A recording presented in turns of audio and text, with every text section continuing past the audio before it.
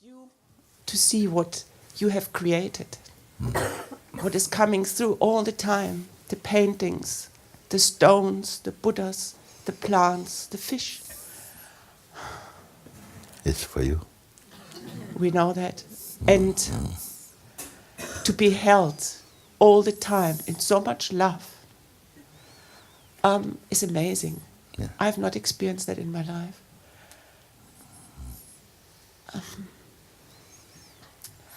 Unasked for, just being there. And last night I said to you through the window at the car, whether you can help me to open my heart for love. It is open to receive that, but I know it could be even more open. But to be here in this love has done a lot. Thank you. Thank you so much. Thanks to you. Thank you. Thank you. That's very good. I like when you report about the Sangha and returning home and greeting the Sangha again in our name, and that feels very, very good for me.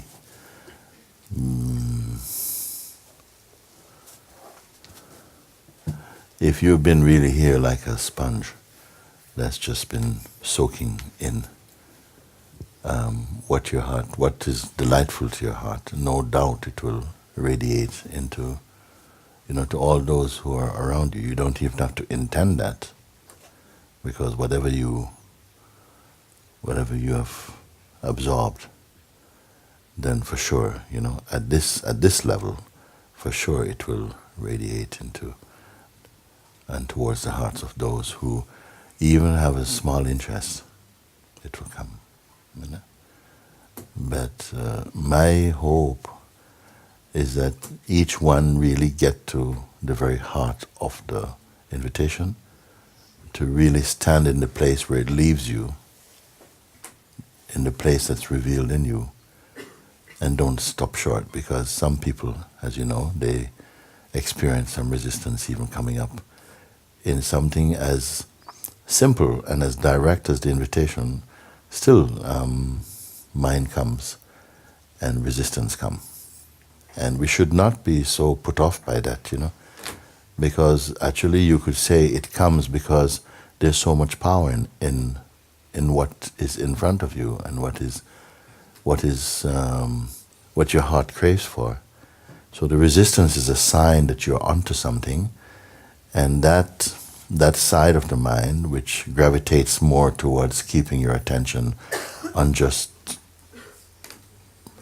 less important things, on passing things, that side that rises up as resistance, that seems to sabotage or tries to sabotage your opportunity for freedom, you must be aware of it. You see, watch that. And because the trouble is not so much, I was saying yesterday, is not so much in the action of something, but in the reaction to it. It's not that something happened, we don't know what's going to happen, but you're tested more in your reaction to it. You see, because the thing reveals in you what is still alive, whether it is good or bad. It reveals that, and we should make use of that opportunity. Without the mind coming up, we won't know, we won't recognize that which is really offensive to your heart, and then to observe it. The powers come for you.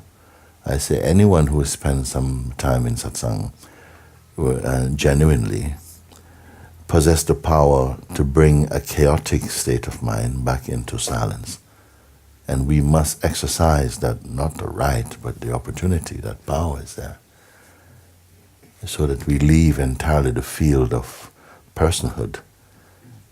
Thereafter it can come, but it will be much more superficial, much more playful. You need not suffer it. We suffer it when we have strong identity as a person. Then all those qualities, they come. All those weaknesses show up only for the person, not for conscious presence, not for the weakness. Less so for the weakness, and absolutely not for the absolute. But in the person, the realm of the person, they will taste all this seeming attack.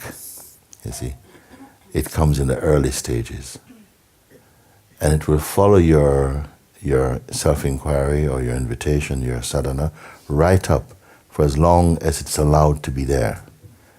But you must see it now. The intelligent one will see that this is an asset. It gives an opportunity to discover what is functioning as an enemy to your freedom, rather than just simply to wipe it out and not feel the initial discomforts, disturbance, the feeling of attack that comes from the psychological mind or mindset.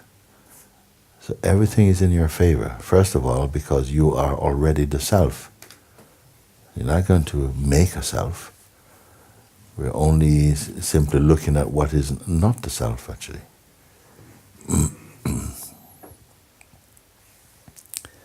You see, so a lot can happen in a day.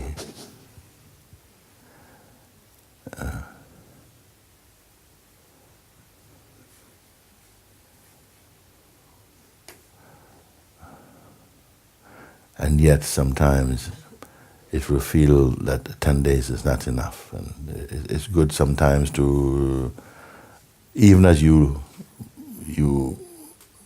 turn towards going home, something continue to mature in you in its own way. So I'd like you to greet them in Cape Town. Jani and her mom and the friends who have been here. And Bronwyn is here as well. I think we are very strong represented. Yes, very good. Thank you. Thank you so much. Thank you. Very good. Okay.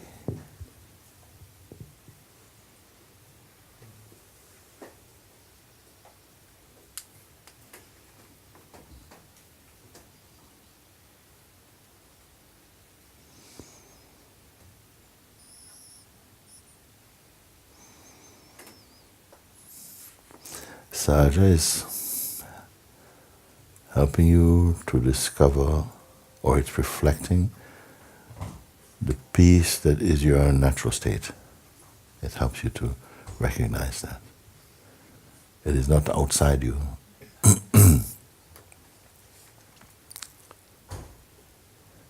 And where there is peace, contentment is there. A silence is there. A joy is there. Openness is there.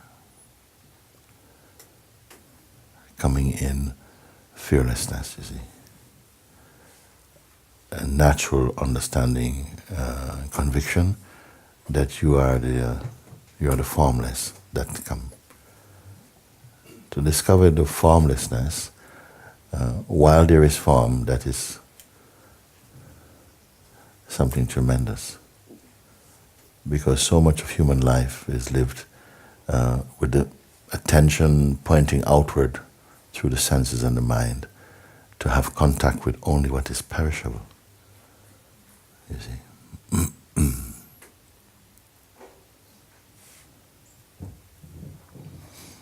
So to discover satsang, discover, or to turn one's face towards the full discovery of our own nature, our own source, that is already counted as auspicious life.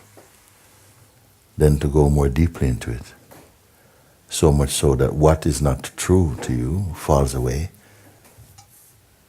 increased auspiciousness, you see.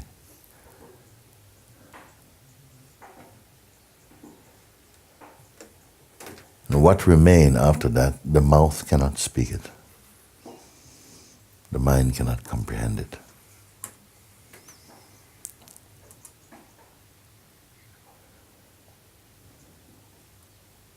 There's a force that wants you to stop short. It seems as though it is. It is not sentient, and it really isn't even apart from the source. It arises from the source. It's very much one of the chief players in this game of existence. It plays through identity. Everyone must taste some identity at first. And we're either going to be pulled towards increasing identity, upgrading identity, or discovering the source of identity.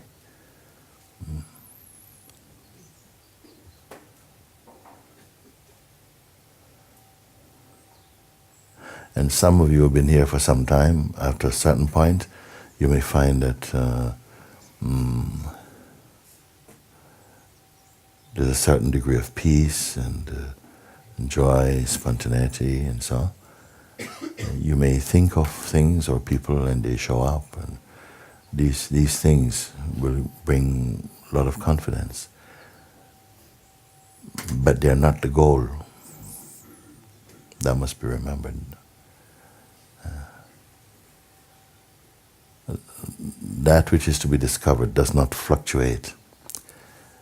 It is the only thing that does not change, cannot leave, cannot even come. It's always here. When you know that, nothing can stand against that.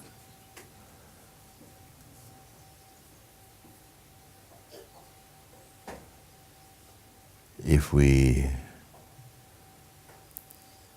experience some of the joys of awakening and settle for this, almost like something presses pause. Say, no, I like to live like this. Then your life will plateau off this. But the work is not done.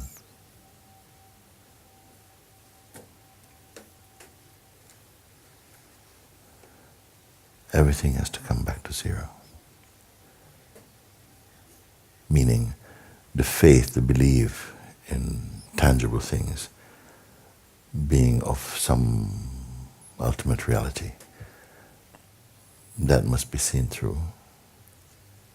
You must find your position, your place, as that formless awareness in which all things are.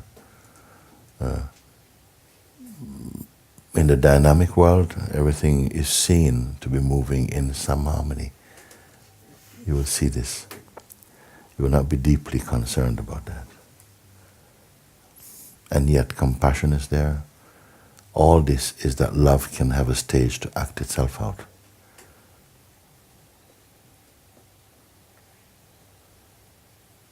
And that wisdom can flourish and express its divine power.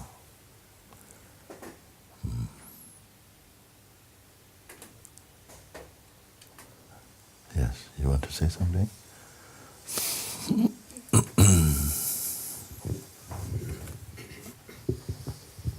Thank you, my love. Thank you. It's also my last day here. And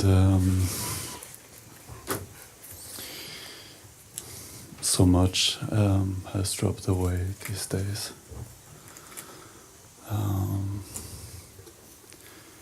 Yet I feel I don't want to live with the story, and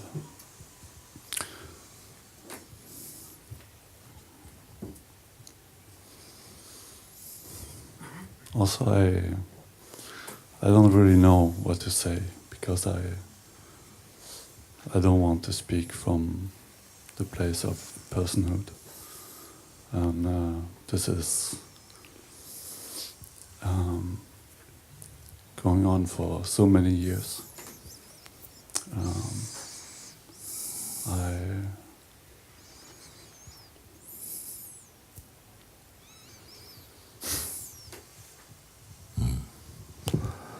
What falls off must stay off. Some things will drop away. Don't celebrate too early about them.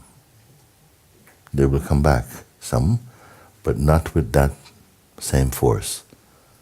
If you abide in the place that you are discovering, you're loyal to it, you're faithful to it, you honor it, you recognize the importance of it,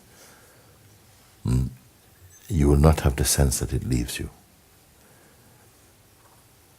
You see? It cannot leave, of course. That's why I say you cannot have the sense that it leaves you.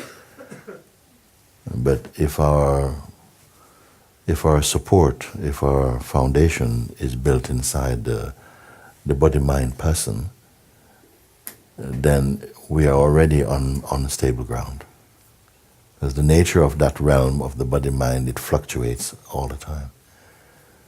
So find yourself in the place of that timeless sphere, in front of whom even the functioning of perception is also perceived.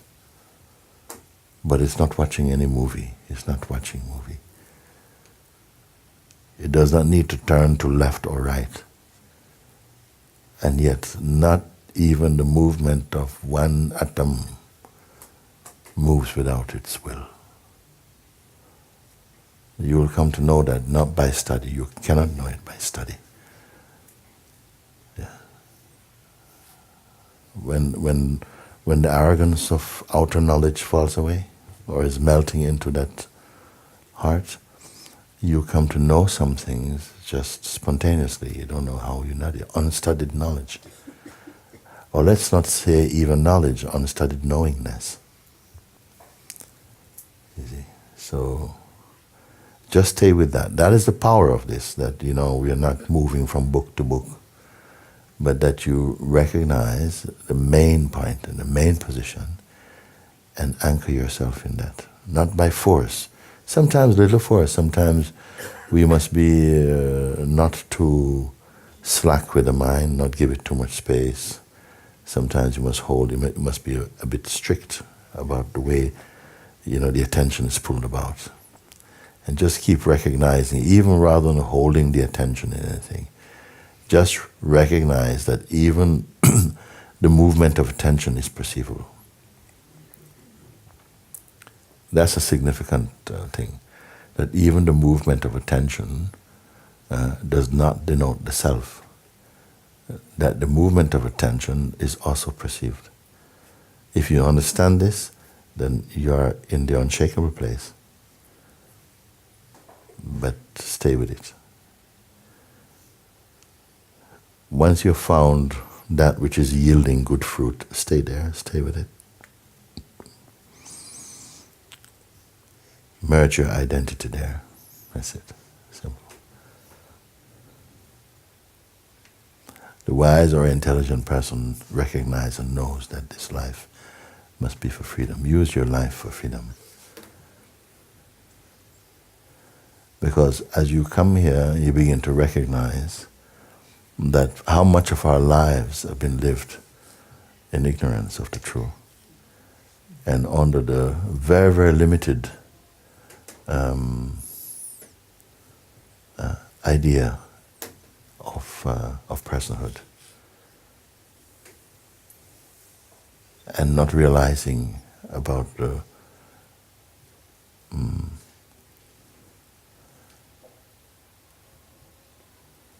strain, the stress of egohood. As you begin to discover it, then you might feel that you're moving into a domain of turmoil or something, because it's as though everything gets stirred up. Things that were dormant or hidden for some time begin to come to the surface, and it may feel, oh my gosh, this is not what I expected here. But you have to understand that by coming here, you automatically enter into a field where you are going to be detoxing from. And recognizing that, the cunningness, the strength of egoic identity, and discovering the difference between yourself and the mind, the psychological side of the mind. That is already the step into, you're already on the ladder of freedom, you see, just knowing this. This is why many people, they're surprised. Oh my God, I did not know these possibilities here, to observe. And it is so powerful, it doesn't, no one is exempt from this grace, whose heart turns towards it, whose face turns towards this. No one is left out. the invitation also has reached some prisons also. Prisoners are writing also. People have been in prison for some time. I don't want to call them prisoners. But they are also discovering, the power of observation, a detached observation. And coming more firmly into focus, the true position as the formless observer, the formless being. And I would say that they are more free than people walking about freely on the street, the one who discovers this. So if you have reached that point in your life when you know that I can't go back, I have not saved any bridges behind me. Everything is for completing this understanding. And I would not advise anyone even to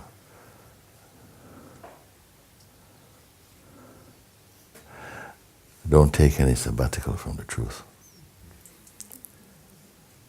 Finish up, Let the rest of this life be lived in freedom.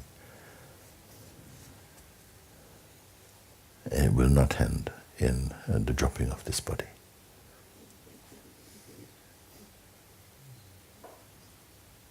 Thank you